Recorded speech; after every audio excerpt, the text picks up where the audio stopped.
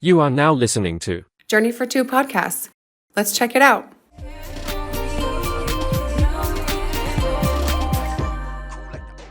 I love you. I love you in the morning and in the afternoon. I love you in the evening and underneath the moon. I think there was a dance with that song too, huh? It was like...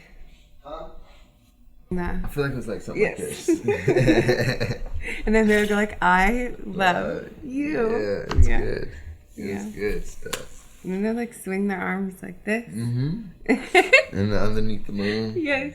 And underneath the moon. Yeah, it was good And then stuff. they started over.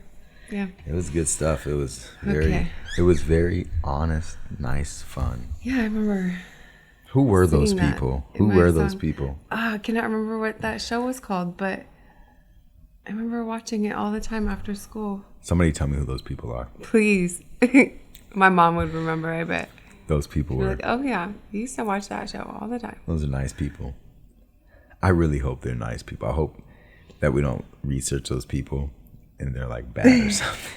And something bad. I hope When I not. was a kid, I felt like they were really nice people. I bet. Yeah, I bet they are good people. I bet nothing bad.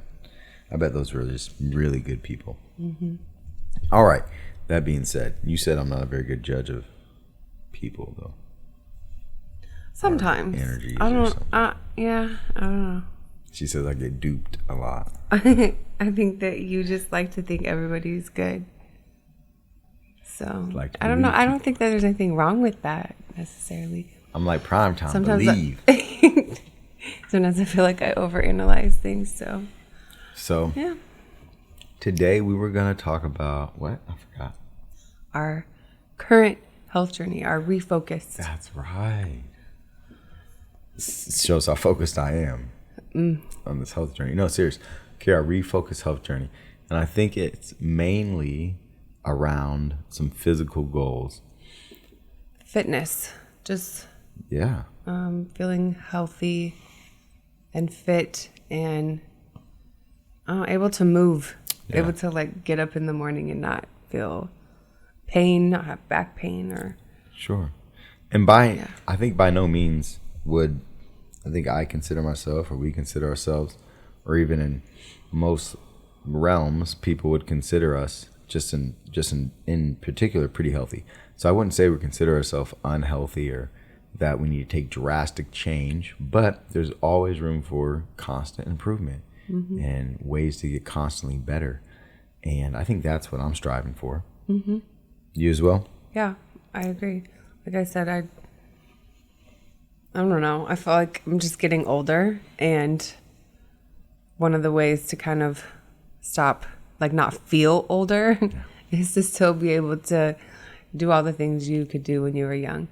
So, Was there something you feel like you can't do now that you used to be able to do?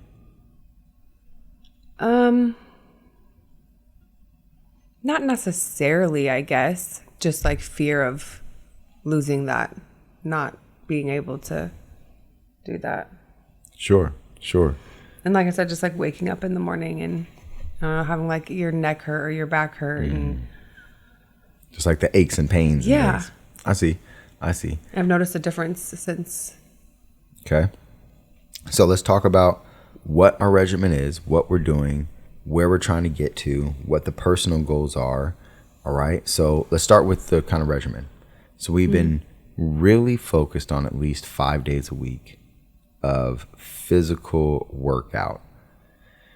Yes. It tends to be right now that Monday through Friday, unless we go super hard and need like a break day in between, which a lot of people would say probably it's better every other day or trying to get that rest day in between. We've been we've been on this journey for 3 strong weeks.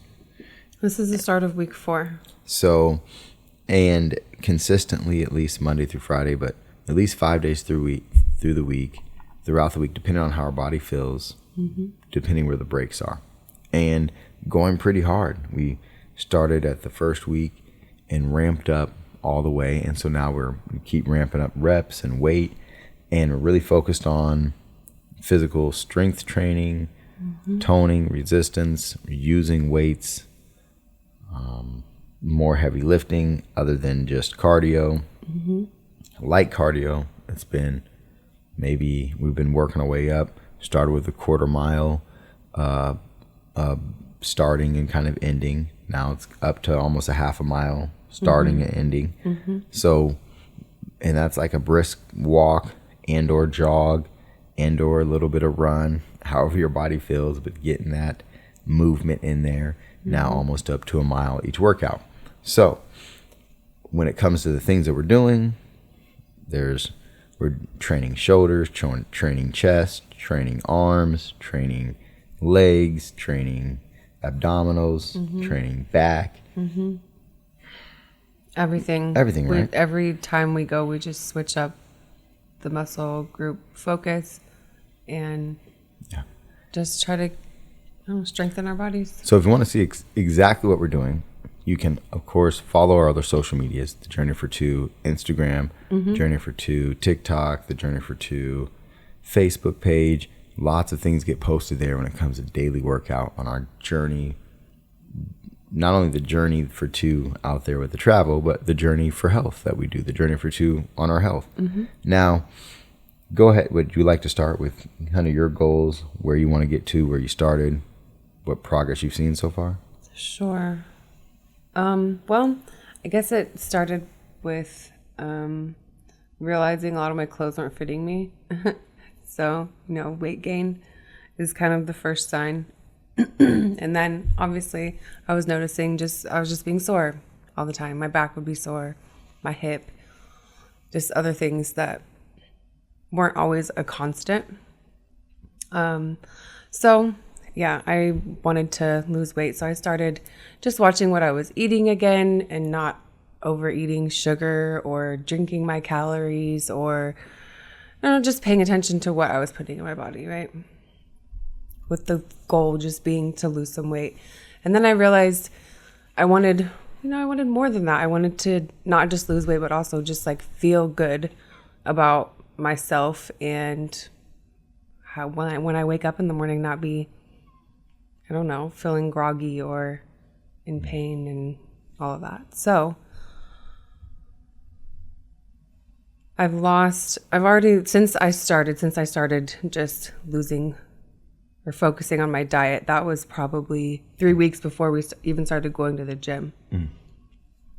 Yeah. So once that way, I started at 198 pounds and now I'm at and then I got to 186 and then we started working out and now I'm at 183.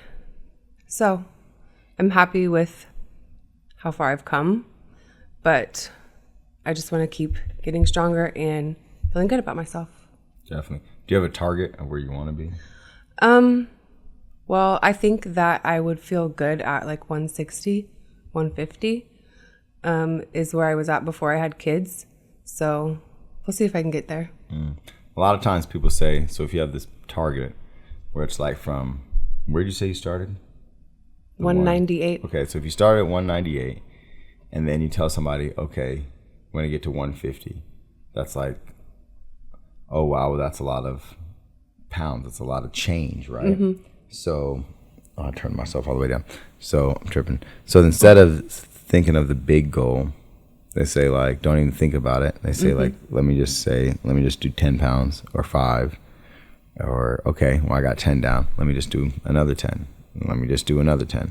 And then it just gets knocked out easier. Yeah. It's really, really wild because people even, I've seen people in the gym where when I was at where I really felt comfortable, what I'm trying to get back to, when I mean comfortable, what I mean by that is where I felt like, oh, this is where my body should be, right? When I was able to go to the gym and in 10 minutes be able to do a good 90 pull-ups from different disciplines, from the overhand to the underhand and to the side grip. And there'd be people that would come in, some gentlemen, and they'd be like, whoa, well, how do you do so many pull-ups? And I'd say, shoot, when I started with one, just saying, like, let me just try to get one done, because I couldn't do one.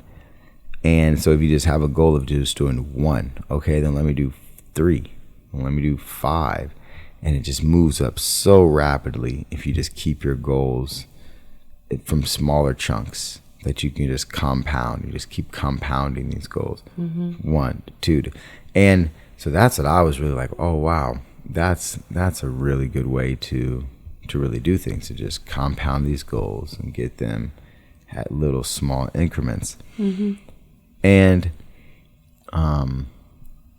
so my goal is to get, and it's weird because I think that I really liked when I was at 160, 165, between there. And I'm there, but I'm not how I want to look or feel, not as strong as I want to feel, not how I want to look. So it's just not all about weight. And I think it's so focused on weight. Like everything, all the goals are focused on weight. All the emphasis is on weight. And weight just doesn't tell the whole story. This is true. And don't get me wrong, like, it tells some of it. Like, don't get me wrong, right? If you're like 300 pounds and like 5'11" or something, like, I get it. Like, that's different. But I guess 5'11" is kind of even taller. Okay, like 5'5" and like 300 pounds or something, right? Whatever, 5'8", 300 pounds. But it doesn't tell the whole story, I think, when it comes to these different body types and the way that different people hold weight in different places. 100%. Because it's different. It's different. Yeah, 100%. Because even when I told the kids that I was upset with myself that I weighed 198, they were like, what? You don't weigh 198. And I was like, that's what the scale says. But besides the weight and my favorite clothes not fitting me, I just didn't feel good, so well, feeling good is the most important thing. Yeah. But I also think that as well, it's really, and I know this is about our journey to fitness, and this is what it's about, right? Yeah. But I do think that it's really weird how feeling good is so connected to physical appearance, which I'm not saying that it shouldn't be, or that you shouldn't like how you look and things like that. But there's so much, I think, societal pressure. Yeah, maybe it's that as well. And don't get me wrong, I think some of that is good and healthy, because it's not good to be unhealthy and it's not good to be at a point. But there's so many things I think that get nitpicked about things. Like, for example, like men wanting, rock hard abs and wanting to have like 6-packs and 8-packs. And don't get me wrong, that's can be a cool, healthy thing to have. And of course, that's like, always one of my goals as well. But that can be dangerous when I think is some guys, and they don't talk about it, they feel not only just insecure, but even less masculine, less, proud of themselves, just because they don't have an amazing physique, like amazing muscles and amazing abs. I mean, and don't get me wrong, some dudes is like, F it anyways, right? But for real, I think some guys really do feel very insecure about their bodies, but they just don't talk about it. Yeah. They just take that, they just literally hold that shit to themselves. Yeah. I think there's a lot of things that that women, it's just seen as, women are so insecure about this, women are insecure about this, but I think men are just insecure about a lot of the same things. They just don't talk about it.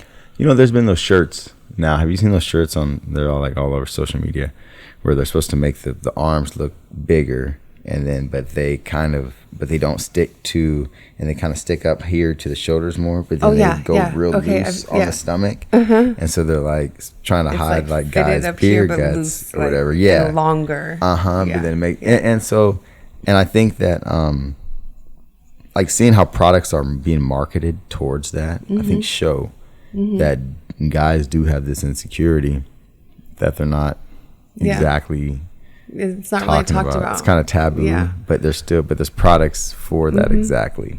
No, but it's the same thing. Yeah, for women, you see the leggings that like go up the booty and make their butts look bigger. And I was watching this reel the other day. And What I have to do. this realistic, making that shelf appearance. Anyway, this like realistic Shelf? What'd you influence. say? That's what they call it. Like, never mind. Okay. Shelf. Anyway, Is it like you can set something on it? That's what it's, okay.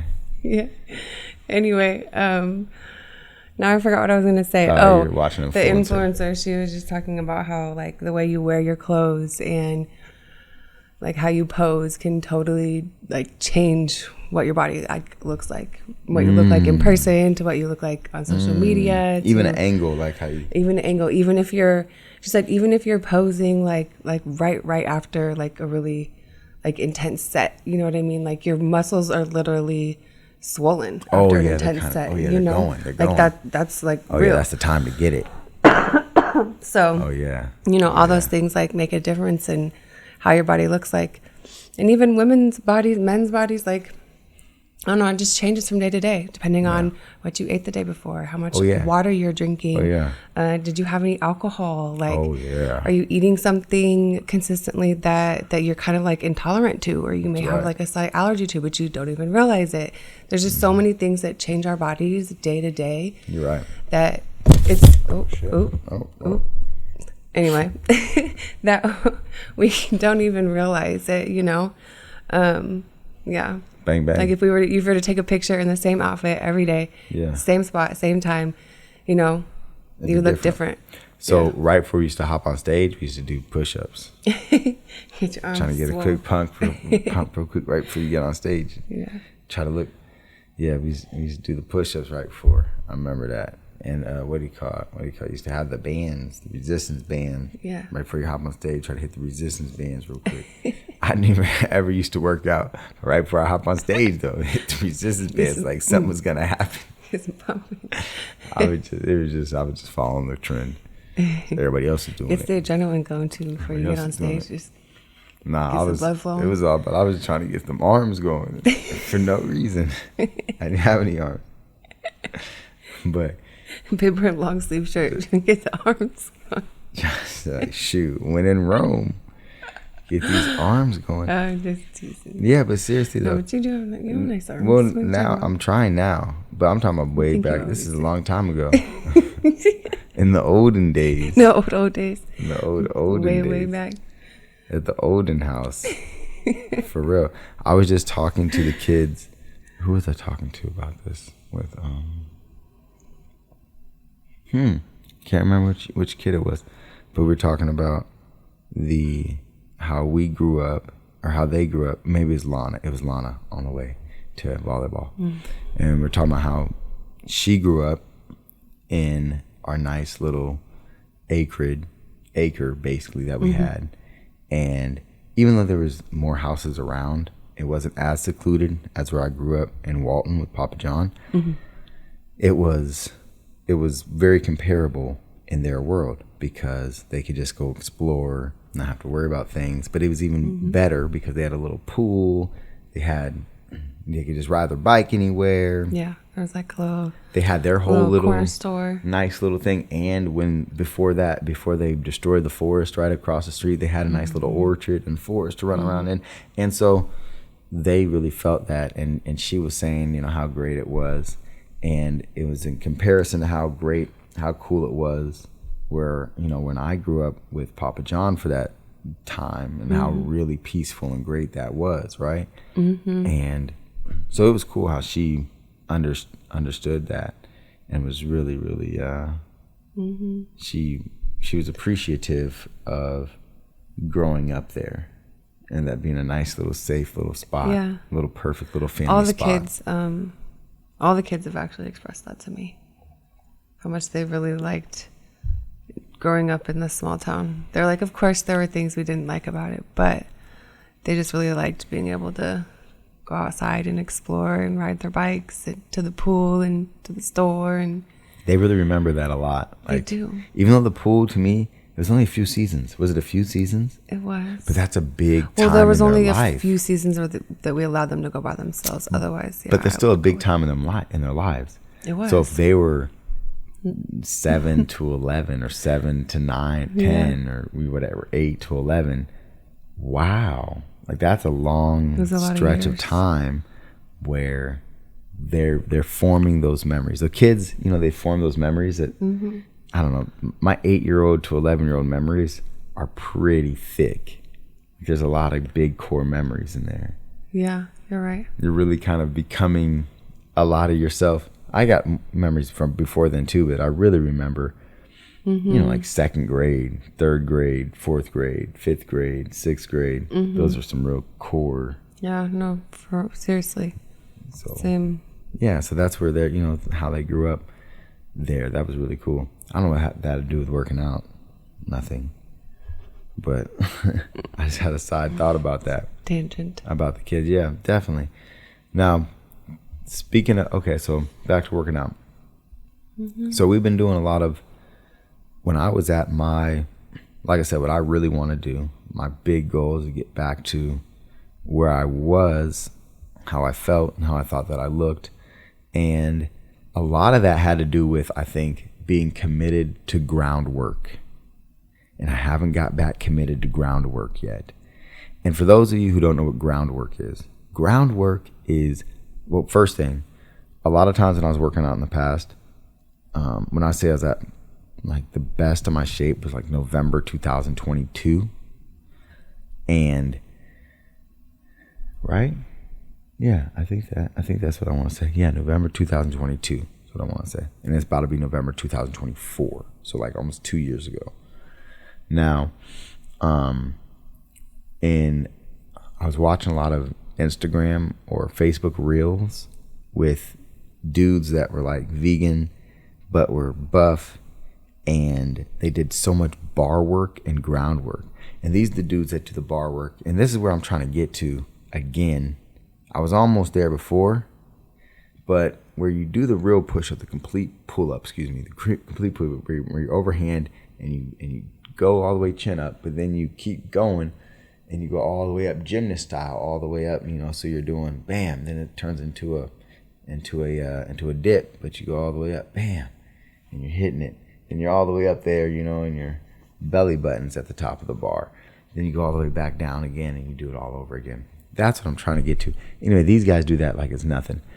And the control they have on the bar, but they say their biggest thing is groundwork. So they show you these really awesome groundwork routines. And that's these differences between these different ground squats, and these burpees that go into these crazy amounts of mountain climbers that are planks, but then turn into mountain climbers, and then all sorts of different crazy scissors and things from the back, doing the scissors and the cross scissors and the bicycles and getting all these different ways to work the abdominal. And man, these guys are they're just hit. But what I really love about them too is they talk about nutrition and they talk about eating. And they'll be like somewhere in some neighborhood in Brooklyn or Harlem or somewhere in Hell's Kitchen or something that looks like, there's somewhere looks like New York or other places, big urban areas. And they're talking to these kids or whatever, coming out of school or whatever. And, these guys are buff and they look like dope, right? And they're older than us because they have some grays, a lot of grays, but they're just stacked and dope. I'll put a link to their thing in the comments and stuff. But they in the description. But they're talking to these kids because the kids are always like, hey, how do I be like you? I'm trying to be like you. And they're like, well, first, how do you eat? First, what are you eating? What are you drinking? You can't drink that soda and look like me. You can't eat that burger and eat those fries and look like me. First you have to be committed to eating fruits. First you got to be committed to eating food that's alive. Second, you got to be ready to drink water. Like you got to stop drinking that stuff. You got to drink water, And so that's what he's schooling these kids first. I think that's really cool because a lot of people, and I think this is what the lady that you were showing me the other day, what her big thing was. And she kind of seemed kind of mean and arrogant though. the lady you're watching on Instagram or whatever, and she was like, no matter what you do, I don't care how much you work out, how hard you work, you won't get any results if you're not eating correctly or whatever. But it's like, that's pretty true. That definitely is pretty true. I think you can get results, but I don't think you'll be healthy. You know what I mean? Like, I think you can still eat like kind of like crap, and your arms can get bigger if you're like a dude who wants bigger biceps, right? Like, you can eat not so great and you can get bigger biceps, or you can get bigger muscles in general. I think, you know, if you work hard enough, as long as you don't eat crazy more amount of calories, right?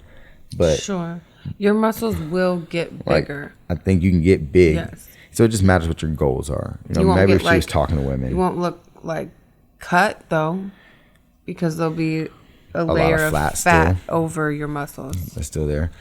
And I think that's kind of what she was trying to say. I think, and it always too depends on, I don't know. What are your goals though? Well, what are metabolism and what are other things? Yeah. Well, and that is a huge thing that a lot of people forget about. Because there's different body types, like for example, right? So there's athletes, and don't get me wrong, these are, you know, freak athletes. What I mean by that is top of the line stuff. And some of them are younger, right? You know, we're older. That's a big, I think that's one issue, is age has something to do with things.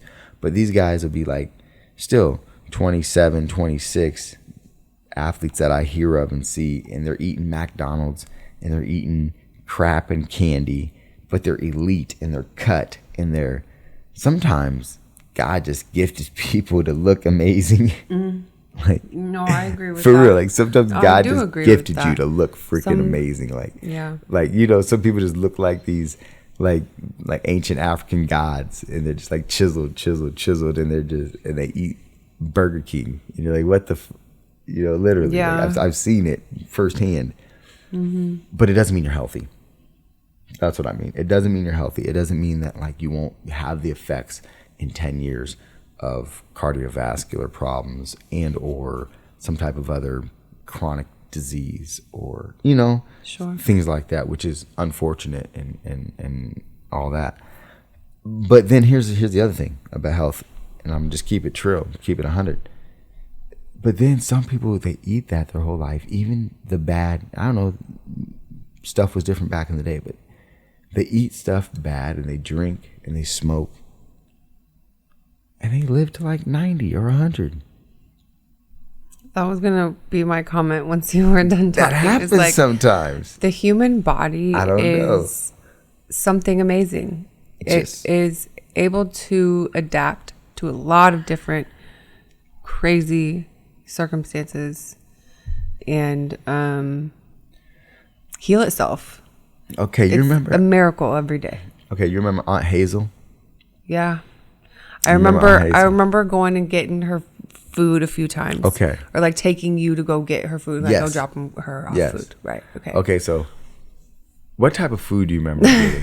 Is there a couple different types? But what's one? No. Okay. Like McDonald's mostly. Okay, McDonald's. She used to like this thing called what she thought called the Big and Nasty, but it's the Big and Tasty. Remember the Big and Tasty? Was that McDonald's or was that Burger King? Big and Tasty? Yeah, I think I'm pretty sure that's McDonald's. Was it McDonald's? Okay, I'm not gonna look it up because I'm not trying to. I want that in my algorithm. I'm not trying to do a commercial for these punks. But that being said, but she's called the Big and Nasty because it used to come like all like gross, like I had a bunch of sloppy stuff or whatever. It's called Big and Nasty. Anyways, cause my dad used to always try to take her food daily as well, right? And it's horrible. So she used to eat that. But do you remember? I don't know if you remember. Have you ever gone and got head cheese with me for her? Yes. Okay, you remember that, getting head cheese. Okay, all right. Anybody who's in this joint that knows what head cheese is, I'm sorry that you know what this is. It is the most processed of processed things. I think it's even more processed than bologna, if that's possible. Like this. It has so many bits. It's you gross. don't even know what the bits are in it. Okay, that's all we gotta say. Okay, it's gross, and it's like, for example, it's like cow tongue and snout. Yeah, the bits. We don't even need to talk about what it is. Feet and it's tail like it's and ear. the worst pieces. It's the eye trash or something. It's all this crap blended, but it's not all the way blended. Like you can see That's what they call it, head cheese. a chunk of something of The the piece head. of the head, And then they like also put bits of cheese in it, like an eyebrow, and like peppers, and some olives, some olives, and some olives. little pimento pepper. Tip it off like a little olive in that. Oh my god! It reminds me of Braunschweiger, but even worse. I have no idea what Braunschweiger is. That sounds German. My dad eats it. Ate it. He probably still eats it. I should ask him. I bet he does. Pops. I'm gonna talk to Pops on the next podcast and be like, Oh you my eating gosh. Braunschweiger? It comes in a tube with this really hard plastic stuff around it, or Yes. yep. And he would cut a big, like maybe half an inch chunk of it. And put it on a cracker. No, on a piece of bread with some cheese. There's something making pops, huh? That's not good. Let me turn it down a little bit. Huh. Here. Say it again real quick. On bread with cheese. Oh, that's good. Okay. Yeah. Dang. And some Miracle Whip. It's gross. It's a Miracle Whip. I remember it smelling really bad. That's nasty. So she used to eat that, but she lived to be very old, and I forget. I'm not sure exactly how old, but she was old because she told stories, very old stories, and I'm not gonna get into them now because I want to get back with my mom because my mom used to know the stories a little Okay. better. One more thing I want to talk. Remember that study that I was telling you about the kids in the orphanage? Well, how what they were feeding, like they were basically feeding like half of the kids in the orphanage like McDonald's, the other half of the kids like fresh food, organic, Yes. right? Yes. I remember. But the kids who were eating like the McDonald's, like they got hugs daily, words of affirmation, like love. They were loved.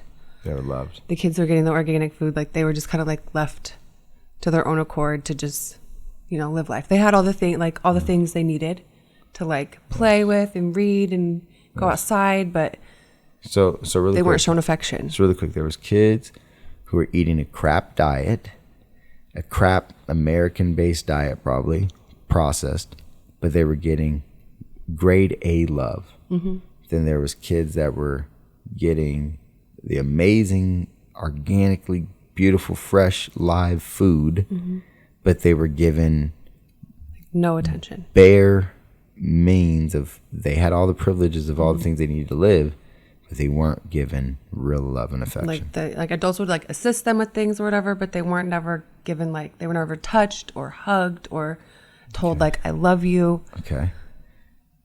And what happened? the kids who were on the poor diet ended up with like less disease and less illness than the kids who were on the organic fresh food diet. So no matter what, it was about the emotional health, Over actual like love. nutritional health. Like, so the love, like the body fed off of Really love. needs love. Now, where the hell did they do this study? I don't know. That's what I was gonna say. I was like, we will make sure we link because it. And this- I think 'cause it this was. sounds- I think it was Swedish. Was it Swedish? Yeah, I think so. What are they, freaking maniacs in Sweden? Maybe it's German. I don't That's know. to say, who does this study for real? Like, that's a Right? maniacal And it's kind study of sad to 'cause not give someone love. They do it in an orphanage, so It it's was in like an orphanage. yeah. So, So it's like kids who didn't have parents to begin with, and nobody can sign off on this. Is it? Oh, it must be pounding on the table. oh, when I like put my hand down. Maybe that's what it was. Sorry, It's okay. but yeah, I'm gonna Wow. look it up because I know I saw a thing about it, and then I actually went and read about you it as well. serious? So I need So to. you- so I it's need to real. link it. This is real. Yeah. Somebody needs to be arrested unless in it's Sweden. it's all a dupe. This was a long time ago. They used to do a lot of crazy things to people. Somebody needs to be arrested in Sweden. Seriously, this is All this is a- all the experiments and everything they used to do to people. It's ridiculous. Is it because the cord's like on my leg? No, I think it's all right. Okay, oh well. It's great. I I need cannot. those crane mics that just come in here so we can just Yeah. lean back and. Ooh, yeah, we can get those too. We're gonna get some. We can get some soft covers on. I think this maybe might the help too. the pops. But this is supposed to do the pops, but Who knows? Like I said, this is the most expensive setup here, guys. This is we just did our thing. Fancy. We just did our thing. We got the most expensive art. The best art you can have, Best I think, art. in the background. I don't want to just say the most expensive. I just want to say the best. The best. What I mean by the best is things that mean a lot to us. All of our art means so much to us. That's why I say expensive. It's expensive to me. Expensive to me means things that are sentimental, things that mean a lot to me, right? Like relationships are expensive because they mean a lot. That being said, I really want to know too, like when it comes to that study, it'd be really cool to get the physiological correlation to that. Like, what is this love? Like, what hormone is it secreting that's helping to nourish the body, that's helping to fight disease, that's helping to, do these different things that are making these kids more healthy? That's wild to me. Like, is it able to convert the bad food into good nourishment now just because of the love? Like, are the cells so loved that they're able to bring that positivity to food? Like, for real, like, that's wild to me. Like, it's really, really, really cool. I wish I knew more. We got to learn more about what's going on there. Now, so let's talk about the next time we're going to take a trip, right? And we're on this health journey, and we've been really working hard. We're on our 4th week. We're about to be in the gym again. We go to 2 different gyms. We go to Planet Fitness. It's our gym that's really closer to us. And we go to this other big chain. Well, it's not a big chain. It's kind of like a chain. It's called Vasa. That's kind of like well, let's just talk about the differences, okay? I kind of compare it to Walmart, kind of like the Planet Fitness, compared to like Von Mar or Target or, is like the Vasa. Von Mar, really? Von Mar? Yeah. Okay. Is it that much more expensive? Well, yes, and I guess the quality. What I mean by that, I wouldn't say Von Mar because I guess it's not as upscale. Definitely a Target, but I feel like, is there a step above a Target? Like Trader Joe's? No. So what I mean by that, so for example, when you're doing the machines, right? Their machines will count your reps for you. JCPenney? No, I don't know. Their reps or their machines will count the reps for you, right? That's one of the things that's better than Planet Fitness. They have all the free weights you want, the real bench machines and all that, the real bench free weights that you may need. A lot of different style for pull-up bars. Of course, it's much bigger. They have cross-training sections where you can do the pulling of the sleds and the pushing of the weights and all the little different things, and have, good 20 yards to do different lunges and things. Then you got another big open green space. Then you got the basketball courts. There's a lot more than what you get for all that. You can actually sign up for classes and all that. Oh man, they got the little ballerina thing, and so it's really not comparable. And then let's say the treadmills, all the little elliptical machines and all that, everything is better. The Stairmaster, the bikes, they got all of it. So now Planet Fitness, though, the thing about Planet Fitness that is good about Planet Fitness, of course they don't have all those things that we just named, but what Planet Fitness has is most of the time they're 24 hours. So most of the time you can go to Planet Fitness at 1 a.m., 2 a.m., 3 a.m. and get your workout in, and it's not going to be busy at that time. So there's that. So the Planet Fitness also is kind of nice for 2 people when you have like a workout partner too, because like the treadmills are squished smaller together or closer together. Like everything's tighter and closer together there. So when you're working with somebody else, it's easy to like work on 2 machines together and switch off and stop. At these other bigger gyms, they're more spread out, and so it's hard to work in with somebody together, I feel like. Planet Fitness is, I think I paid $24 a month, and that's for the Black Club.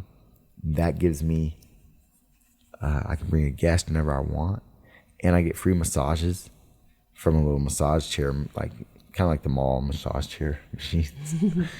But, and if you're like a person who tans, you can go tanning there if you're a Black Club member. So yeah. Anyway, so those are the two places we go and work out. And if we're going late, Planet Fitness where it's at. If we have time and we're ready to go to the bigger gym is nice because it has its perks as well. The bigger gym can be intimidating. Don't get me wrong, though. It can be. And a lot of times when we do want to go there, it's like peak hours. Oh, yeah. So it's always... It's busy. It's like busy. It's like, oh, I want to go do this machine. You walk over and it's like, oh, someone's on it. And they have a partner. So they're like switching off reps and they're going to be there a while. But those people at those big gyms, man, they go hard. Like those dudes are cut. I do have to say, I learn a lot when I want to go there and like just watch other people doing things. I have learned a lot. Like, oh, this is how you do this right. Yeah. Or this is a different way to do this. Or it's a different way to do it. Different way. Because a lot of times there are multiple different ways to use a machine to get workouts of different muscle sets. Yes. So, yeah, that is a bonus of going to Most a definitely. bigger gym. So I also, another thing when we've been working out, one thing that we've been focusing on more, I think is more muscle control, more rep control rather than weight. So I've been finding myself during this workout reinitiation of working out to engaging with less weight if I have to get a better, more controlled, complete rep and working more resistance. So when I'm pushing out, working more slowly, when I'm coming back in, especially more slow. And it's really great when you're working with, say like a lat pull, right? You go up, you let that bar go back up real slow, and then you're working really good resistance. Same thing with the pull-ups and the push-ups and all those things.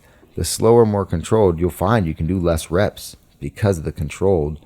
It works the muscle harder, works the resistance harder, and you're also not stressing as much.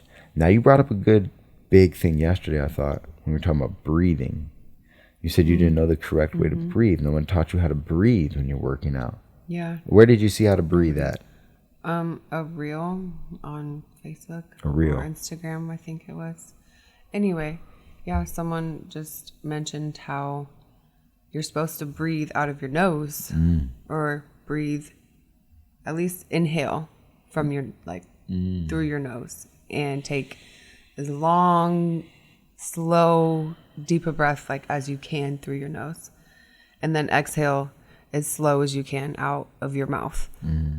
But nose breathing is better. You get actually more oxygen, like a better, concentration of oxygen when you inhale through your nose. Really? And it's actually better for your immune system to Oh yeah. always breathe out of your nose. Oh yeah. It's more filter. Yep. More filter. Our dentist or our son's orthodontist, who's I don't know, she's really smart. Anyway, She's a doctor. said she's a doctor. She's a doctor. It's science, guys. Science. It's settled. She says that it's really good for your, it's better for your teeth, your teeth and your gums and everything as well, to breathe out of your nose. You're supposed to breathe out of your nose. Chompers. So. No, most definitely. Mouth breathers are ugly. Mouth breathers. Stop. But it does mess up your whole chin and your whole everything. It does. That changes the composition of your face. It does, actually. Making a conscious effort to be a nose breather. So why you made another good point though. Why is it so hard for most Americans, especially I think, to breathe out of their nose? Most people, you'll notice, most people are congested. They can't breathe out of their nose because they can't do that. They can't, or they're can only breathe out of one side. Why? I believe, my theory is that most people are intolerant to dairy, but everybody drinks milk and eats cheese and ice cream, all the cheese products, yogurt, all the milk products. It's everywhere. It's in everything. It's in everything. Which I get it. I like cheese. I'm not really a big fan of milk. I was Steve Urkel with the cheese. but I like cheesecake. I loved it. Oh man, I love me some cheese. yeah. I don't So like it's soft hard. cheese. It is a sacrifice, and but I think it's worth it. Oh yeah, and don't get me wrong. I used to love nacho cheese too. I forgot. I like that type of soft cheese. Nacho cheese. I like queso. Oh yeah, but really though, I loved cheddar. I loved sharp cheddar, mild cheddar. I loved Swiss. I loved. You know what my favorite was though? What was it? Parmesan Reggiano. Oh, the good. Reggiano. The stuff that you got to grind real good. Grate Stuff up comes real in a little fine brick. on your Come in a pasta, rock. on your bread and butter. It's like Italian crack. It kind of smells like feet. It does. It does smell like feet. That's some stinky feet. I mean, like nobody around here smells like that. That's nasty. That's nasty. But seriously, giving up dairy will enhance your breathing. Like you won't be congested if you give up dairy. And I really stand on that. And what I'm saying, I guess you want to say like 95% of people probably, if you give up dairy, this congestion will disappear. Yes. There are some people I think that can handle dairy just fine, I guess. Yeah. But, and also, I'm not talking about, see, there's a difference in how people used to eat dairy as well, like raw cow dairy, which cow milk is for baby cows, right? Yeah. It's kind of how it works, I think. Anyways, but, and they also have multiple studies. The milk that we have now, and I'm not saying these studies with raw cow milk because that's different, like the non-pasteurized raw cow milk, but with the milk that they give to kids all the time, and you know the True Milk and the Prairie Life and the Meadow Gold and the what's all that milk does the body good. Yeah. There's so many different peer studies showing that actually the milk was leaching the calcium from the bones and was leaching so many different minerals from the bones and causing more people who drink more milk, more of that type of milk had osteoporosis. How do you say that? Osteoporosis. Yeah. And that's just basically brittle bones. Yeah, deterioration of the bones. It's tough that, again, they being the government or the Food and Drug Administration and the powers that be that are pushing the narrative, the national narrative on what to eat or drink, were giving point blank wrong information to the masses. But not only that, but taxpayers then were paying for campaigns of propaganda that were detrimental to the health of Americans. So milk does the body good was detrimental it's detrimental to the health of Americans. It might have been economically viable to big corporate farms, big corporate farms, right? Because I don't think like the small little guys are really getting a big portion of that, right? Their little stake in the market of milk is nothing on like the Meadow Gold and the Prairie Life and the Land O'Lakes, who was making butter. Do they make real butter anymore? Is it all fake butter, like the oil butter? Anyways, but they make real butter. But you know what I mean? Like those small companies, I don't think any of those real small farmers were ever really and gaining much from it. But that being said, anyways, maybe they were. But it's just crazy to me that type of propaganda could be pushed. I think lobbying should be illegal. I don't think that. Okay, let me rewind. Okay. I think that it should be illegal for lobbyists to like pay or bribe or whatever it is, whatever loophole they have to be able to like pay politicians for their vote, basically. Because that's at the end of the day, that's what happens. There's a lot of soft money, which I know that is illegal. Now, for example, how lobbyists can pay is they can. And put this in the comments if this is wrong or if you know something different or extra. But you're the senator and I'm lobbying you and we're at dinner. I'm paying for dinner, first thing. And then I'm saying, well, you support this new bill or don't support this bill that is going to help our industry, and I will promise you that I have 5 of these companies in this industry lined up, ready to give to your campaign on the next go around. Or it's even coming up on November. We'll give to the campaign. Just make sure that you promise us that you're going to support X, Y, and Z, and don't support A, B, and C. And we're going to give you the maximum donation allowed by our corporation to your campaign. Mm-hmm. Then they get to continue being senator. And if I think it's $225,000 or $275,000 for the national senators or the national Congress folks. Correct me if I'm wrong on that. I'm pretty sure it's like $250,000 that you get a year. So there's that, and then of course you're a senator. You're gonna get book deals and speaking deals and all those different things. And then the big thing is when you're done being senator, eventually when you've ran your course with the people and either done good or bad or took a lot of money, whatever, then you get a job with that industry. Mm-hmm. A good, or be on the board, mm-hmm. With that industry, and you get a good position with the industry. So that's the other part, I think, of the lobbying that goes behind. Now, should that be illegal?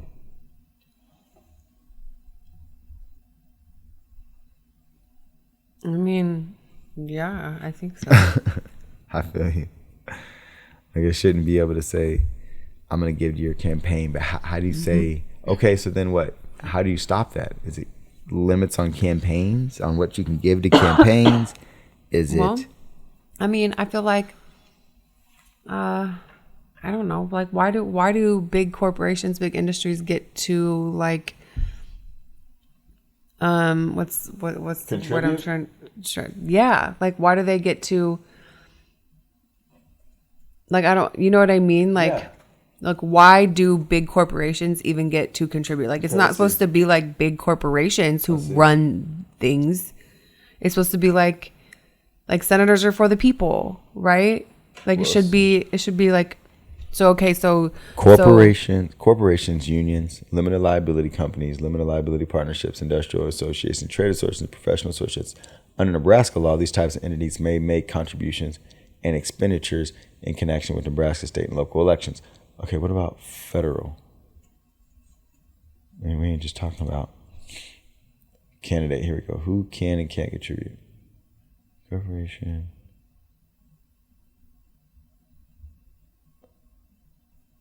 Yeah, so I guess that's what it needs to come down to.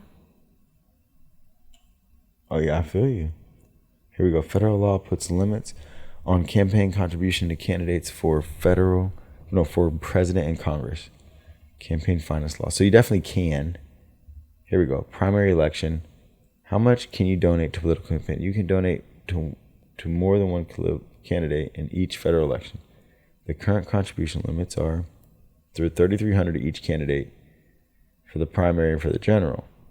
Now, what about for the corporations, though? Is that the same?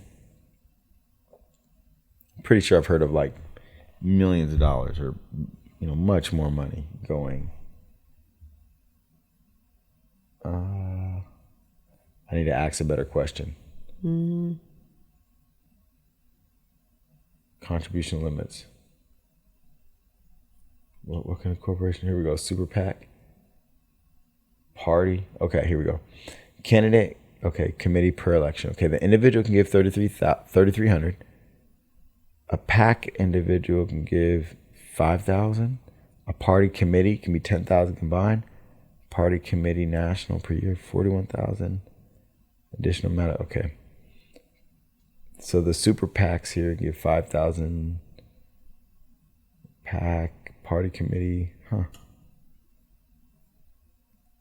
Additionally, not very clear here. It's not very unlimited. What's the party committee national? Unlimited party committee state district. I don't understand exactly this here. We need to get somebody on here to talk about this. Tell us exactly what you can and can't do. Somebody tell us. Yeah, because it just doesn't seem right. It seems like the people's vote, the people will never matter as long as corporations are able to contribute to campaigns. They're able to buy lobbyists to push through the bills that benefit them and hurt the people. That's wild. There's so in a lot of places, like in a lot of places, in the UK and in Europe, a lot of places in Europe, they have very strict contribution limits in general. Like a candidate can't spend over $1 million. It's pretty serious cap, something like that. I've always, let's see here. Yeah.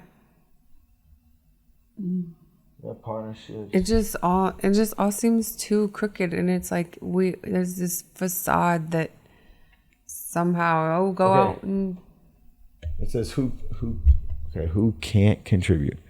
Campaigns are prohibited from accepting contributions from certain types of organizations and individuals.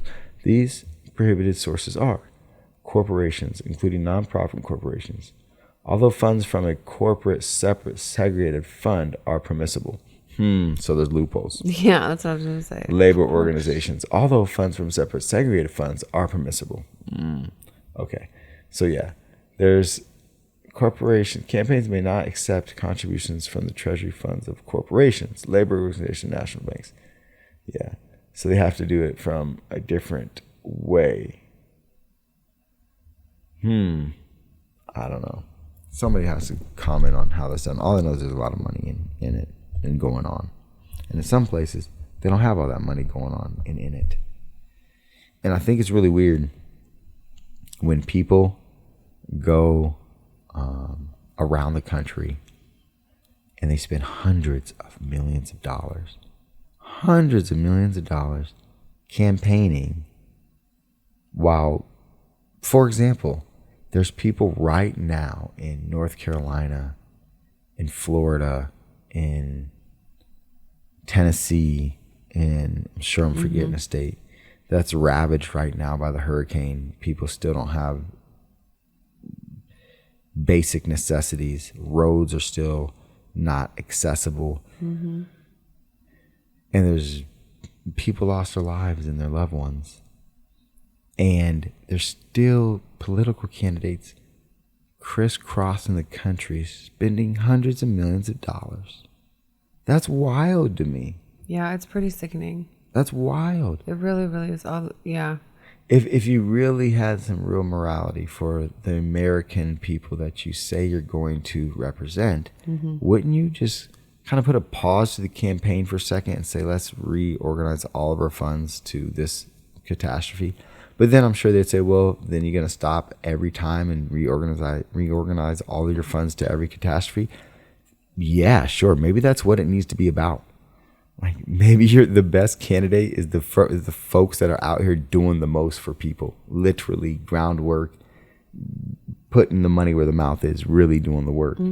Like instead of raising millions of dollars to crisscross the country talking about what you want to do, how dope would it be these candidates were raising millions of dollars, crisscrossing the country every day, going to the impacted parts of the nation to fix things, to actually fix things, whether it's a homeless issue, whether it's an immigration issue, whether it's a foods insecurity issue, whatever it may be. Right now, a natural disaster issue, if it's an environmental issue, there's so many things that could be getting done with that energy, time, and effort.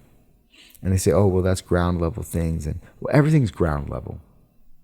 Really, everything is ground level when you get down to the bottom of it. Even though you need top leadership to make plans and strategy and do things, if they're not executed at the ground level, it doesn't matter anyway. It doesn't matter. Yeah. It doesn't matter anyway. Like we can talk about it all day. We can sit here and argue about it, talk about it, make a plan about it. But if we don't actually go out and try to make a change and actually do something, then what? Then what? It's just all talk. We just have a motto like, don't talk about it, be about it. That's real. That's real. I need to be more about that. Don't talk about it, be about it. Let me try. Okay, we'll shift back We're into. trying with our health journey. There you go. We'll shift back into health journey. So, one thing that really helped me before on my health journey was I had this app that would be what I would use to help with specific exercises for my workout. It would tailor make my workout. And that being said, this app had this image of this strong, muscular man on it. And this strong guy was my image to basically not only imitate, but to give me this kind of image in my head that was transforming what I saw every day. And I think it was really infiltrating what I was becoming. It's like subliminal messaging. Yeah. Like, so when I was working out this section, it was like, oh, this is going to get bigger and it's going to look like this from this continual, building and ripping of this fiber and building of it and replenishing. And then the same thing when I take a drink of my protein drink or my amino acids, it's like, oh, this is building muscle and going to help me regenerate these and all these things, right? And you're taking your brain to think about it and to really tell your body how to assemble. I think that was a big part of it. It can happen. I mean, visualization is huge. Like there's science behind it, guys. When I add the visualization to then actually putting action to it as well. Behind it. Yeah. Exactly. So it was like in tandem. I was just sitting things. There. You put the action behind same thing with manifesting. Trying to manifest something, you have to put action behind it. Yeah. If you don't put action, like you can't just sit there and think about it all day and it's gonna just fall in your lap. Everything takes a little bit of effort. Yeah, you visualize. Some things take a lot of effort. It's right. Just, Right. No, yeah. Seriously. But then again, too, and I think, what was somebody saying? I actually wasn't saying, I was reading it the other day. I was challenged to read a book, and I read, but what I'm saying is I was challenged to read a specific book, and as I was listening on Audible, they said results outweigh effort every time. And I really had to internalize that because there's so many things that I work hard at, and there's things that I get results at that maybe I don't work as hard at. And so what they were saying in the book was there's people out there that work their whole life super, super hard, manual labor, they're working tough, and they never get the results of a big check or of big payout or even of satisfaction where their life is compared to other people that aren't even working as hard. Mm-hmm. So it's like, just because you're working hard, it's really bad. Like indentured or human trafficked people that people call slaves, like they worked hard, right? What result do they have, right? People that are in the grind, in habitual grind of like a 9 to 5, they're working hard, but what's the result? And I really am trying to internalize that to all of my life, where like effort doesn't mean that you're doing great just because you're giving so much painstaking effort. Mm-hmm. I'm not saying don't try. I'm saying try smarter or work in an easier way. So for example, this time around with working out, how we're doing the more controlled sets, we're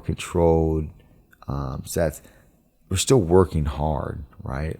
But what I mean by the effort is when I used to be doing reps and I'm trying to go extra fast with extra weight and I'm just killing myself each time, doing pull-ups so fast and things that sometimes I'm not breathing correctly and getting lightheaded just because of that effort was there. Like, let's see where the results are. What's going to be better results? And I feel like we've gotten faster, quicker results the way that we're doing it now compared to how long it took me before. Yeah. And I feel like that's something that, like, you always hear people say, people who, I don't know, are fitness gurus, I guess you could say, like, don't sacrifice your form for, I don't know, getting more reps or making, like using heavier weights. Like you could use heavier weights, but if the form's not there, what was it going to do? And you're risking hurting yourself. So I think just start with where you're comfortable. And if that's only 10 pounds, it's 10 pounds, 10 you know, and go, 2 weeks to 4 weeks with those 10 pounds and then increase it to 15 or 12 and see how you feel about that. There's nothing wrong with starting small, but you got to start somewhere. Gotta start somewhere. There it is. So with your health journey or with your journey anywhere you're going, you have to start somewhere. Go ahead and do that. We're going to be here with this podcast, y'all, every week for you guys. We're going to be adding a lot of things on our social media. We'll be adding a lot of YouTube shorts. We're going to be going some sweet places. We go to Florida next. We're really, our hearts are out to Florida right now. We know that they recover fast, but there's another hurricane heading towards them right now. Unfortunately. Which just sucks, going right back to Tampa Bay and St. Petersburg, and they're trying to get over things right now that just happened there. So our prayers go out to them, send them good energy, so hopefully the storm can just chill and die down and they don't make any more that comes. So that being said, peace. Have a good health journey. Get some results, not just effort. You are now listening to Journey for Two podcast. Let's check it out.